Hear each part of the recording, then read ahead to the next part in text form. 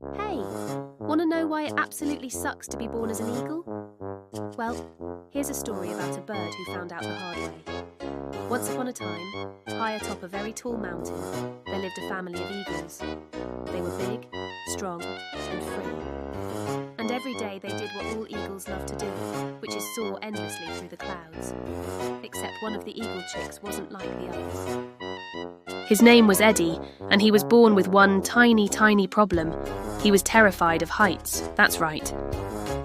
While his brothers and sisters delighted in swooping and diving and generally having a great time soaring through the sky, Eddie preferred to stay glued to the nest.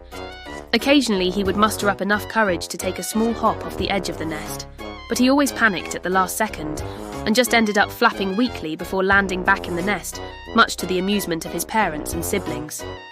One day, Eddie's older brother decided that enough was enough. "It's time for you to learn how to fly," he said, giving Eddie a gentle nudge off the nest.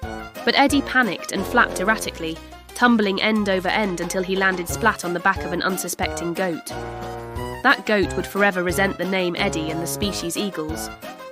But Eddie knew he needed to get better if he wanted to avoid goatbacks for the rest of his life. So he did what any self-respecting millennial would do. He went on YouTube and watched a bunch of videos on how to fly. Turns out pigeons have surprisingly good advice when it comes to flapping. And after a few weeks of diligent practice, Eddie was starting to make some progress. He could flap for longer than a second or two, and even manage a wobbly circle around the nest.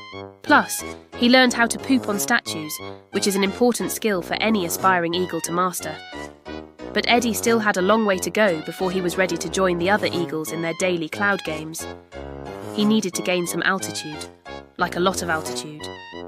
And the only way to do that was to go skydiving. Well, not literally skydiving. Eddie wasn't that crazy. He signed up for an extreme skydiving for birds course taught by a retired military hawk named Reginald. The other birds in the class were mostly hummingbirds who wanted to learn how to navigate busy cityscapes without getting whacked by skyscrapers. But Eddie was the only eagle. "Don't worry, son," said Reginald, mistaking Eddie's fear for excitement. "I can teach you everything you need to know in just a few hours.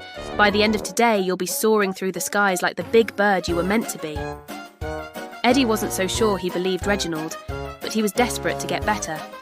So he put on the special bird goggles and jumped out of the plane. For a few glorious seconds, Eddie experienced the freedom and joy that all birds feel when they jump out of a plane. Then he fainted. Luckily, he landed in a soft pile of presents at a local park. And if you're wondering, yes, those are real presents. People in this world apparently like to throw their gifts out of planes. Who knew? Anyway, Eddie opened his eyes and looked around. He was at a child's birthday party, and when the kids saw him, they all started screaming, "Look, it's a bird!" Then they started throwing their half-eaten slices of cake at him. "It's a clumsy chicken," they shouted. And before Eddie knew it, he had face-planted into the biggest slice of cake in the history of birthday cakes. From that day forward, Eddie avoided the skies entirely. He now works part-time guarding a squirrel's nut stash and spends his free time watching YouTube videos of birds doing tricks.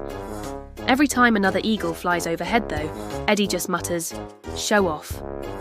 And that, my friends, is why it absolutely sucks to be born as an eagle, because even if you're a chicken, you're still going to crash into cake. This has been your host. Remember, don't be an eagle. Also, don't crash into cake. And above all else, don't forget to stay humble.